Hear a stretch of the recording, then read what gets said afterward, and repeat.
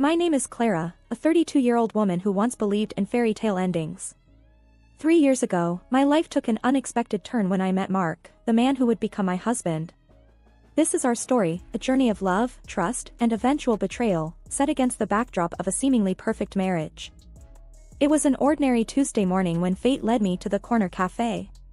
With a John Grisham novel in hand, I was lost in the world of legal thrillers. That's when Mark entered, his presence immediately noticeable. He had an air of confidence, yet there was a warmth in his smile that felt inviting. "Hey, is that Grisham's latest?" he asked, nodding towards my book. His voice was friendly, tinged with genuine curiosity. "Yeah, just started it." "He's always a good read," I responded, pleasantly surprised by the ease of our conversation. We delved into a discussion about our favorite authors, our conversation flowing effortlessly. Mark had a way of making me laugh, his humor both witty and endearing. As hours passed, it felt like we were old friends catching up, rather than two strangers who had just met. In the weeks that followed, Mark and I grew closer. Our shared interests in music, particularly old jazz, and a mutual love for exploring hidden bookstores around the city, cemented our bond. He was charming, respectful, and attentive. I found myself eagerly anticipating our dates, each encounter leaving me more enchanted. One evening, as we walked along the river, Mark's tone turned serious. "Clara, I've never felt this way before. I think I'm falling for you," he confessed under the dim glow of the streetlights. His words sent a rush of warmth through me. "I feel the same, Mark. You're unlike anyone I've ever met," I admitted, my heart racing with excitement and a hint of fear. 6 months flew by, and our relationship only grew stronger. It was during a cozy dinner at my apartment when Mark proposed. The moment was simple, yet profoundly sincere. There was no hesitation in my yes. I loved him, and I believed in our future together. The joy of our engagement, however, was soon met with apprehension as the time came to meet Mark's parents. His mother, Linda, was a stern woman with piercing eyes that seemed to judge my every move. His father was more amiable, but there was an undeniable seriousness to him, especially regarding the institution of marriage. During a formal dinner at their house, Mark's father brought up the subject of a prenuptial agreement. "It's just practical," he stated matter-of-factly. The request caught me off guard, but given my past experience with a cheating ex-boyfriend, I understood the necessity. "I agree, but I have a condition," I said, steadying my voice. "If either of us cheats, the cheater owes the other $100,000. Mark's expression was a mix of surprise and respect. "I promise, Clara, I'd never cheat on you," he said earnestly. I wanted to believe him, to trust that this time my heart was safe. Our wedding was a beautiful affair, filled with laughter, dancing, and promises of forever. The first year of our marriage felt like living in a dream. We traveled to romantic destinations, enjoyed quiet evenings at home, and supported each other's ambitions. Mark was not just my husband, he was my best friend, my confidant. After the whirlwind of our wedding, Mark and I settled into married life with an ease that surprised even me. Our first year was like living in a bubble of happiness, untouched by the outside world. Our honeymoon in Paris was a dream. Strolling along the Seine, we were just two lovebirds lost in a city of love. "Can you believe we're here?" I asked Mark one evening, as we watched the Eiffel Tower light up. He pulled me close and said, "With you, I can believe anything. This is just the start for us, Clara." Those days were filled with laughter, romantic dinners, and promises of a future together. We returned home with a suitcase full of memories and a bond that felt unbreakable. Back home, our days found a comfortable routine. Mark would kiss me goodbye every morning before heading to work, and I'd be waiting with dinner when he got back. We talked about everything and nothing, our conversations stretching late into the night. One night, as we were cleaning up after dinner, Mark said, "You know, I never thought I'd be this happy just doing mundane stuff like washing dishes." I playfully splashed some water at him. "That's because you've got an amazing wife. It's all about good company." He laughed, catching the water in his hands. "Absolutely. Best decision of my life, marrying you." Despite our happiness, there was a growing pressure from outside, the expectation of starting a family. At family gatherings, Mark's mom, Linda, would often drop not-so-subtle hints. "So, when are we going to hear some good news?" Linda asked one Sunday lunch, her tone laced with expectation. I tried to brush it off with a joke. "Oh, you'll be the first to know when there's news." But her persistence grew over time, and it started to strain me. Mark noticed my discomfort but reassured me, "Don't let my mom get to you. We'll start a family when we're ready, not a minute sooner." Despite these pressures, our first year of marriage was magical. We celebrated our first anniversary with a quiet dinner at home. Mark surprised me with a necklace I had admired months ago. "Happy anniversary, Clara. Here's to many more years of happiness," he said, his eyes shining with love. I felt tears prick my eyes as I said, "Thank you, Mark. I couldn't have asked for a better partner in life." That night, as we cuddled on the couch, I couldn't help but feel incredibly lucky. I had a husband who loved me, a cozy home, and a future that seemed bright. As our second year of marriage began, the pressure from Mark's family, especially his mother Linda, started to take a toll on me. It wasn't just about starting a family anymore, her criticisms seeped into every aspect of our lives. Linda had a way of making her disapproval known, often under the guise of helpful comments. Every visit became a nightmare for me. One afternoon, as I was setting the table for lunch, she walked into the kitchen and eyed the spread with a disapproving frown. "Is this what you're serving? A bit simple, don't you think?" Linda remarked, her tone dripping with disdain. I clenched my jaw, trying to maintain my composure. "I thought we'd enjoy something light today." She just sniffed, muttering under her breath about proper meals and good housekeeping. Her comments weren't just confined to my cooking. She found fault in everything I did, from the way I decorated the house to how I spent my free time. Nothing was off limits. One evening, while Mark and I were relaxing in the living room, Linda decided to give her unsolicited opinion. "You know, Clara, if Mark gave me the money he spends on you, I could hire a proper cleaner and a cook." Mark looked uncomfortable but didn't say anything. His silence felt like a betrayal. I was seething but managed to say, "Well, Linda, I'm doing my best here." What hurt the most was how Mark's attitude started to change. He began echoing his mother's criticisms, albeit in a more subtle way.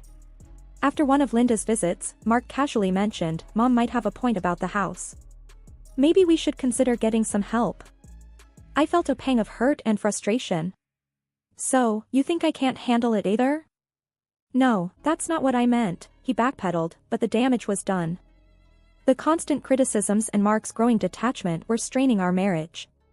We started having arguments over trivial things, our once easy conversations turning into tense exchanges.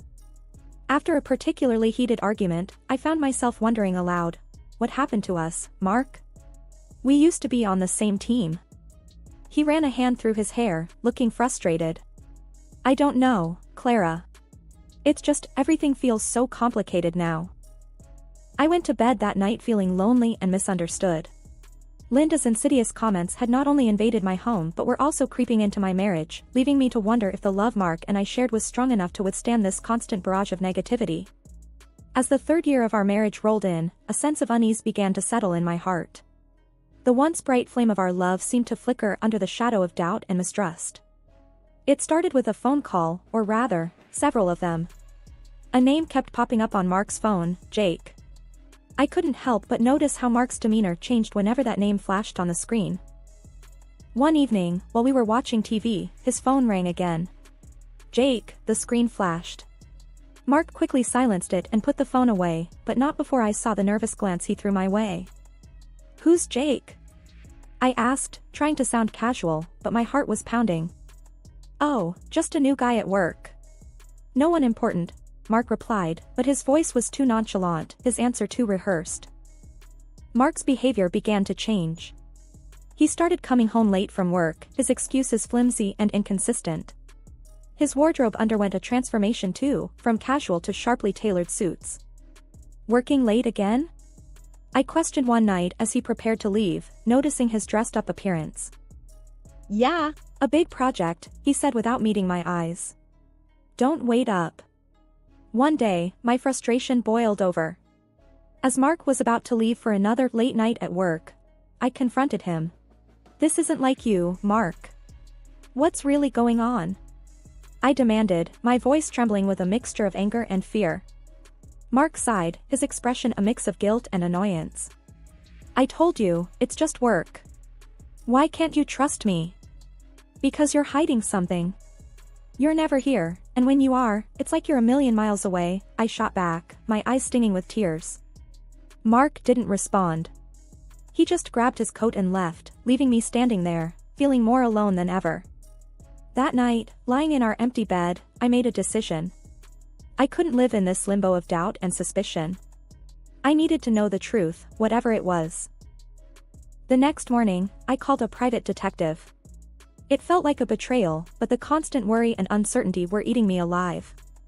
I needed answers, and I was determined to get them, no matter what they revealed about the man I thought I knew.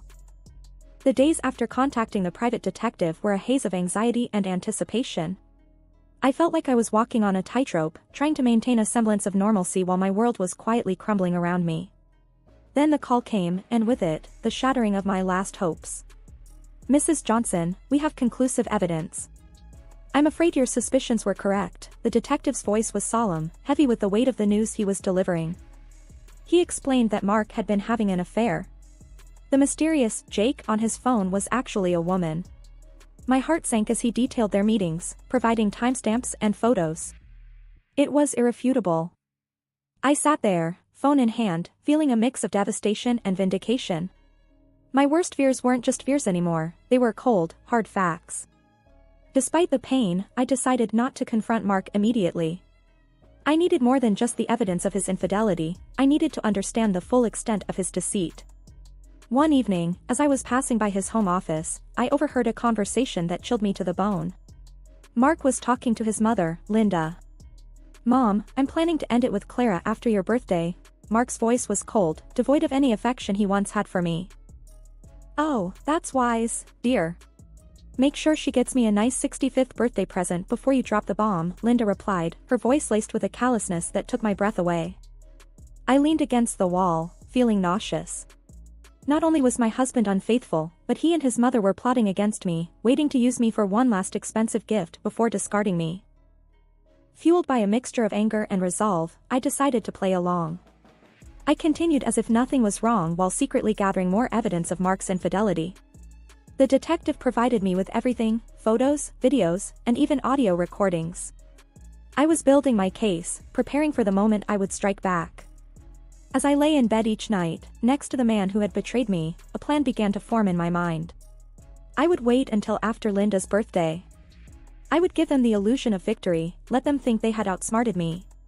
But when they least expected it, I would reveal everything and turn the tables. As Linda's 65th birthday approached, I put on a mask of ignorance, acting as though everything was normal. Inside, I was a cauldron of emotions: anger, betrayal, and a fierce determination to see my plan through. A few days before the birthday, Linda casually mentioned her upcoming celebration during a family dinner. "So, Clara, I'm expecting a grand 65th birthday. You must have planned something special for me," she said with a sly smile, clearly anticipating a lavish gift. Keeping my emotions in check, I replied with feigned enthusiasm, "Of course, Linda. I've arranged a dinner at the city's most luxurious restaurant. It'll be a night to remember." Her eyes lit up with glee, not realizing the trap I was setting. "Oh, how wonderful. I can't wait. Just a small family gathering, right?" "Yes, very intimate and exclusive, just for close family," I confirmed, my words laced with hidden irony. Later that night, Mark approached me, a hint of suspicion in his voice. "That's quite a generous plan for Mom's birthday. Are you sure about this?" I looked at him, maintaining my composure. "Absolutely. It's a significant birthday, and I want to do something special for her." Mark seemed appeased, but I could tell he was puzzled by my willingness to indulge his mother. As the day of the dinner drew near, I took care of the final arrangements. I confirmed the booking in Linda's name, rechecked the guest list, and made sure everything was set for the grand evening. I was playing the dutiful wife and daughter-in-law, but underneath the facade, I was ready to expose the betrayal and deceit that had been festering in our marriage. The night before the dinner, as I lay in bed, I couldn't help but feel a twisted sense of satisfaction. I was hours away from turning the tables on Mark and Linda. They thought they were using me for one last benefit before discarding me. Little did they know, I was the one controlling the game now. The evening of Linda's 65th birthday was set in a luxurious restaurant, every detail meticulously planned to reflect the grandeur of the occasion. As Linda reveled in the opulence, I played the part of the gracious daughter-in-law, masking my inner turmoil with a practiced smile. As the dinner drew to a close, the waiter presented the bill is for $4,500. I reached for my card with a steady hand, my heart pounding in my chest. After swiping the card, I glanced around the table, seeing Linda's satisfied smirk and Mark's uneasy expression. "Thank you for such a wonderful evening, Clara." "This is truly generous," Linda cooed, her voice dripping with insincerity. It was then that Mark leaned in, his voice laced with mockery. "By the way, Clara, I want a divorce." The words hit me like a physical blow, but I refused to let them see my pain. Linda, seizing the moment, chimed in sharply, "Well, then, I guess you should leave. This is a family gathering, after all." Without a word, I stood up and left the restaurant, my dignity intact despite the turmoil inside. As I walked away, I pulled out my phone and swiftly canceled the payment. Then, with a few more taps, I blocked the shared account, ensuring Mark couldn't cover the cost either. Back at home, I packed my belongings quickly, the finality of my actions setting in. I was leaving this chapter of my life behind, stepping into an uncertain but hopeful future. Soon, my phone erupted with calls. I answered, and Linda's voice, shrill with rage and panic, filled my ears. The payment didn't go through. The restaurant staff called the police. "What have you done?" Her words were a cacophony of anger and disbelief, but I remained silent, letting her tirade wash over me. This was their doing, their betrayal and manipulation coming back to haunt them. After hanging up, I looked around the empty house, a place once filled with dreams and love now just a hollow shell.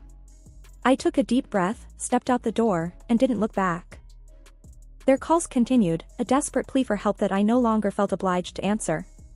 I had made my move, exposed their deceit, and now it was time for me to rebuild, away from the lies and the pain that had defined my life for far too long. After leaving my marital home, I spent a restless night at a friend's place, my mind racing with what needed to be done next. The morning sun brought with it a sense of clarity and determination. It was time for the final confrontation. I arrived at the house to find Mark and Linda waiting, their faces a mix of anger and confusion. Clutching the divorce papers and the evidence of Mark's infidelity, I steeled myself for the battle ahead. Linda was the first to break the silence, her voice dripping with scorn. "So, you've come crawling back? After embarrassing us like that?" I met her gaze, unflinching. "I'm not here to crawl. I'm here for a divorce." Mark, who announced our divorce a day ago, suddenly tried to win everything back. "Clara, can't we talk about this? It was a mistake." I cut him off, holding up the evidence. "Save it, Mark. Your mistake was ongoing and well documented." Linda scoffed, trying to regain control. "You think you can just walk away and leave us with nothing? You're nothing without us." I laid the divorce papers on the table. "Actually, it's you who will be leaving me with something. According to our prenup, Mark owes me $100,000 for his infidelity." Mark's face went pale, and Linda's eyes widened in shock. As they scrambled to respond, I felt a weight lifting off my shoulders. This was it, the end of the lies, the deceit, and the pain. "You can try to fight this, but the evidence is clear. I suggest you pay up and move on," I said, my voice steady. Mark looked defeated, and Linda was speechless, her usual bravado gone. With no further words, I turned and walked out of the house, the door closing behind me with a finality that felt like freedom. The calls and pleas that followed fell on deaf ears. I had closed that chapter of my life for good. In the end, they paid. Mark had to borrow from his parents, but I didn't care where the money came from. It was a small compensation for the betrayal, but more importantly, it was closure. As I sat in the lawyer's office, signing the last of the papers, I felt a sense of peace. The journey had been painful, full of betrayal and heartache, but I had come out stronger, more resilient. I walked out into the sunlight, a free woman, ready to start anew. The future was uncertain, but it was mine to shape. After all the darkness, I finally felt like I was stepping into the light.